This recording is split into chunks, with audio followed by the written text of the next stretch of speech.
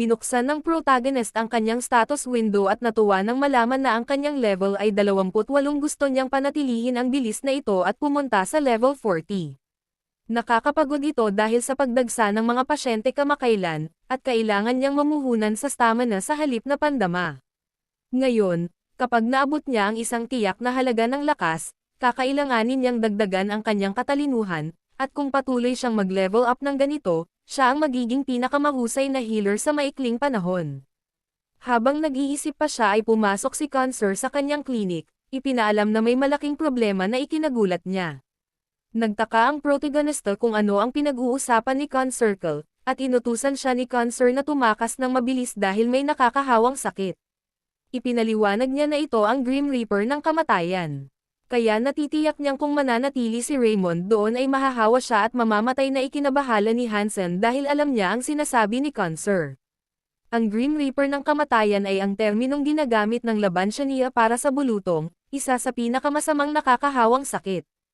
Alam ng protagonist na ang pagkamatay ng bulutong, kasama ang Black Death, ay higit sa 30% kaya isa ito sa pinakamasamang nakakahawang sakit. Natitiyak niya na maaari niyang iligtas ang ilang tao kung gagawin niya ang kanyang makakaya, ngunit walang paraan upang pigilan ang daan-daan at 1,000 na mga tao na namamatay. Gusto ni Hansen na mabilis na tumakas ang kanyang senior, ngunit ang protagonist ay nagtataka kung ano ang dapat niyang gawin, at kung siya ay dapat tumakas, ang isa ay dapat tumakbo kaagad. Kapag ang Grim Reaper ng kamatayan, bulutong at ang fog ng kamatayan, ang Black Death, ay laganap. Iyon ang hindi opisyal na tuntunin na ibinigay ng Healing Tower dahil ang bulutong ay ang sakit na kumitil ng bilyon-bilyong buhay sa mundo, ayon sa karaniwang kaalaman sa medisina. Kung hindi tumakas ngayon si Raymond, siya ay mahahawa at mamamatay din. Nabalitaan ni Cancer na susunugan nila ang mga tao at dalisayan ang lugar sa lalong madaling panahon. Kaya't hiniling niya kay Raymond na umalis ng mabilis sa lugar na ito.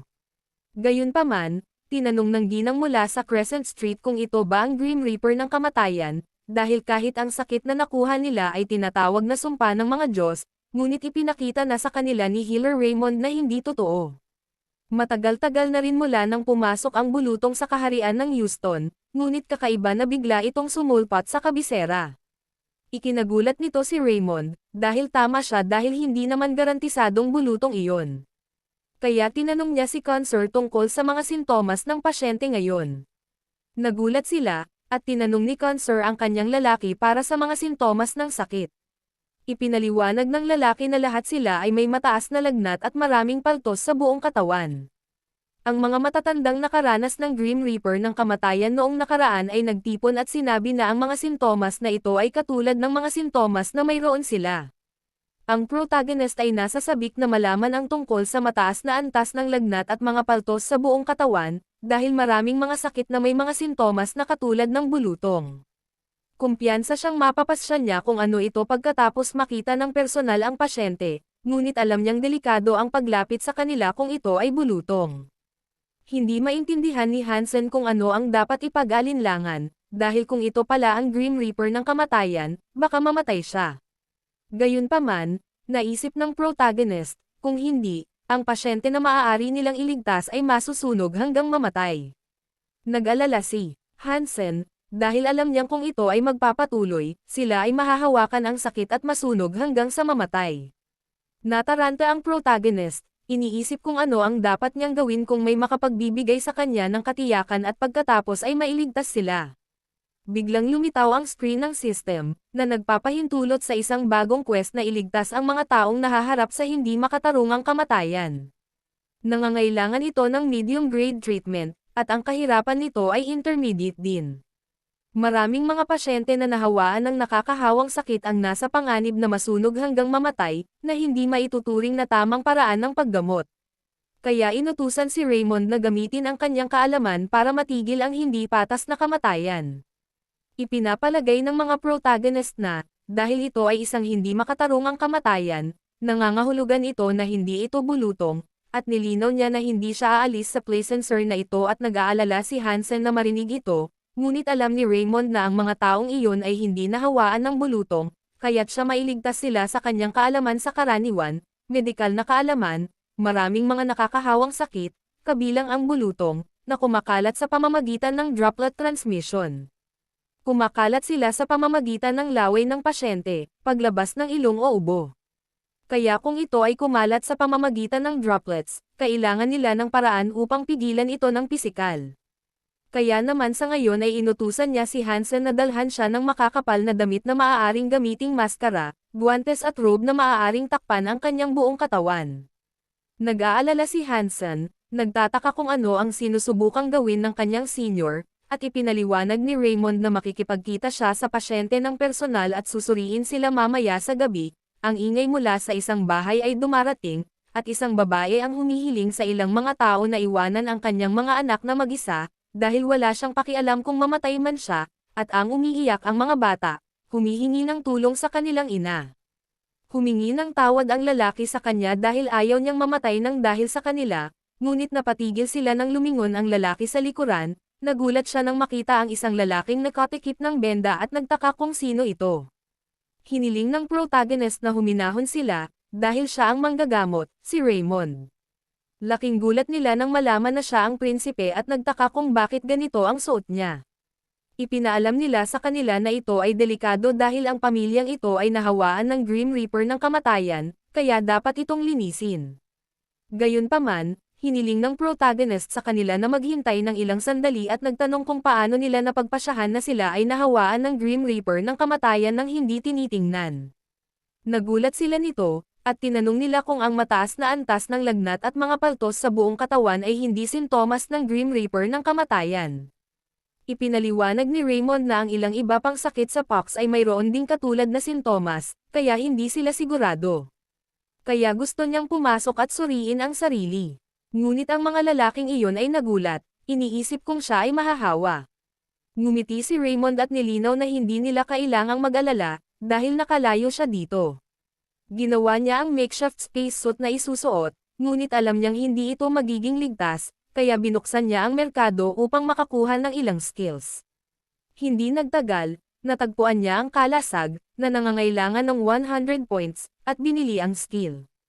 Pinoprotektahan siya ng kalasag na ito mula sa mga pisikal na pagbabanta, kaya kung mas mataas ang kanyang kahusayan, mas magagawa nitong ipagtanggol siya laban sa mas makapangyarihang mga banta. Naabisuhan siya na mababa ang kanyang monostat, kaya maikli lang ang oras na. Magagamit niya ito ng tuloy-tuloy. Inactivate niya ang Magic Shield at naabisuhan na ang kanyang intelligence stats ay tumataas ng proportional sa magic level at mas makokontrol niya ang magic. Alam ng protagonist na ang kalasag na ito ay magtatagal sa loob ng maikling panahon, ngunit hanggat hindi ito na isaaktibo, mapipigilan niya ang mga droplet na pumasok sa kanyang daanan ng hangin. Matapos pagsamahin ang skill na ito sa kanyang spacesuit, naisip niyang dapat itong magbigay sa kanya ng sapat na depensa. Itinali niya ang face mask at handa nang pumasok sa bahay na iyon, at pagkapasok niya sa loob, laking gulat ni Hansen, dahil gumamit si Raymond ng shield magic. Samantala, sa loob ng bahay, umiiyak ang ina at ang kanyang mga anak, ngunit bigla siyang nagulat nang makita si Raymond at tinanong kung sino siya. Ipinaliwanag ng protagonist na siya si Healer Raymond, at napagtanto ng ginang na ang ibig sabihin nito ay siya ang prinsipe. Ang mga bata ay sumugod sa kanya, hinihiling sa kanya na iligtas sila, dahil ayaw nilang mamatay. Nilinaw ng protagonist na hindi siya ang prinsipe, kundi isang manggagamot. Kaya sinubukan niyang tingnan silang lahat. Inutusan niya ang bata na itaas ang kanyang kamiseta, at pinatunayan ng bata. Ipinaliwanag niya na ang paltos sa katawan ng bata ay katulad ng bulutong, ngunit hindi iyon ang nangyari. Tumingin siya sa ginang at inutusan itong makatiyak, dahil hindi ito ang Grim Reaper ng kamatayan. Hindi siya makapaniwala, at tinanong kung totoo iyon. Ipinaliwanag ni Raymond na ito ay kilala bilang bulutong tubig noong unang panahon, na ang mga paltos ay hindi kakilakilabot at ang palad at kaluluwa ay medyo malinis. Higit pa rito, ang mga paltos ay hindi nakabaon ng malalim sa kanilang balat, ngunit sa ibabaw, na isa sa mga katangian na nabibilang sa bulutong tubig, hindi ang Grim Reaper ng kamatayan. Sinabi pa niya sa kanila, ang bulutong tubig ay natural na gagaling kung hahayaan nila ito. Natuwa ang ginang at nagtanong kung gagaling pa sila. And Raymond affirmed and assured her na ipapaliwanag niya ang sitwasyon sa mga tao sa labas. Di nagtagal, dumating ang ginang at ang kanyang mga anak sa pen at klinik at ipinaalam sa kanya na ang kanyang mga anak ay ganap ng gumaling. Kaya labis siyang nagpasalamat sa tulong nito. Hindi sa tingin ni Raymond ay may ginawa siya, ngunit labis ang pasasalamat ng ginang sa kanya na hindi niya gustong kalimutan ang ginawa nito para sa kanya nang iligtas niya ang kanilang buhay. Natuwa din si Hansen, dahil ito ay mahusay, sa pag-aakalang baka ito ang Grim Reaper ng kamatayan, may mga dumating din na ibang tao at nagpasalamat, dahil kung hindi dahil kay Raymond, napatay nila ang mga inosenteng kapitbahay nila. Naabisuhan siya tungkol sa pagkumpleto ng quest dahil nailigtas niya ang pasyente at nakamit ang titulo ng isang nabubuhay para sa pasyente. Natanggap niya ang kanyang reward na 20 skill points at nag-level up pa. Higit pa rito, tumaas ang kanyang reputasyon at lalong tumaas ang kanyang pagiging palakaibigan sa mga tao sa mga slum. Ang ganitong sandali ay laging bago at masaya, kahit ilang beses niya itong maranasan. Lahat sila ay nagpapasalamat kay Raymond, dahil sa kanya, ang Bay Region ay naging matatag, at natagpuan nila siyang napaka-maaasahan, at sa wakas ay maramdaman nilang tulad ng mga tao. Samantala, sa loob ng kastilyo, tinanong ng lalaki ang hari kung hanggang kailan niya iiwan ang Bay Region, dahil malapit nang sumiklab ang digmaan sa kaharian ng Tagtuyot.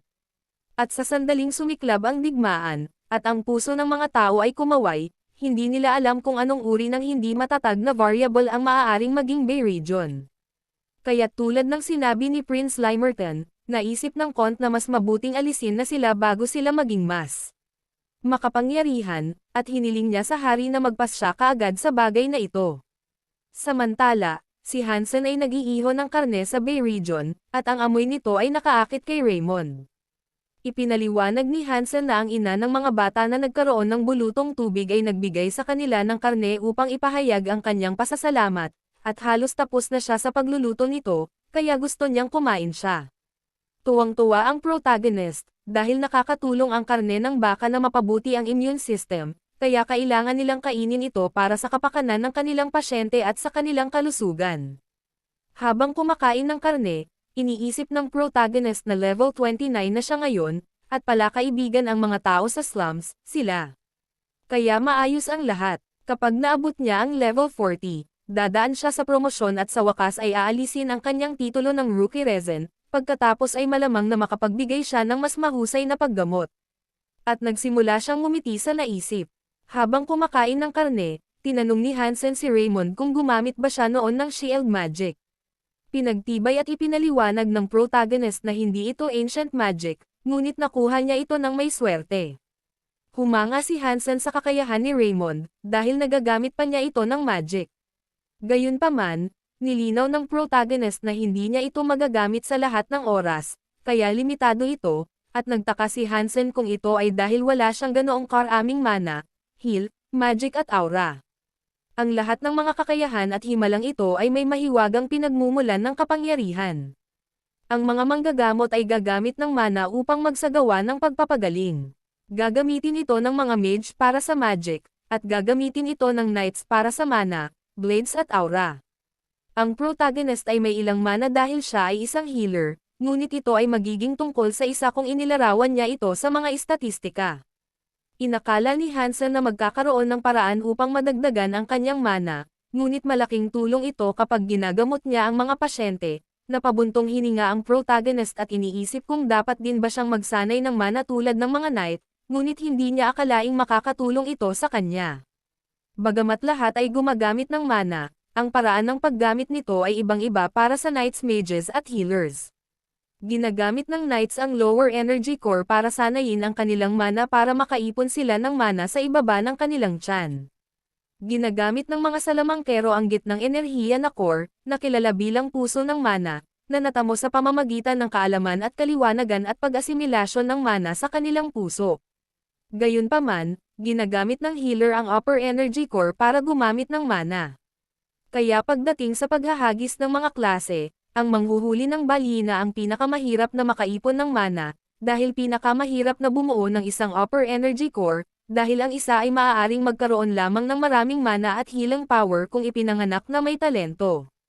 Ngunit ang mahalagang titulo ni Raymond, ang mana ay mas mababa sa F rank, kaya kahit anong pilit niya, hindi niya kayang lumampas sa F rank.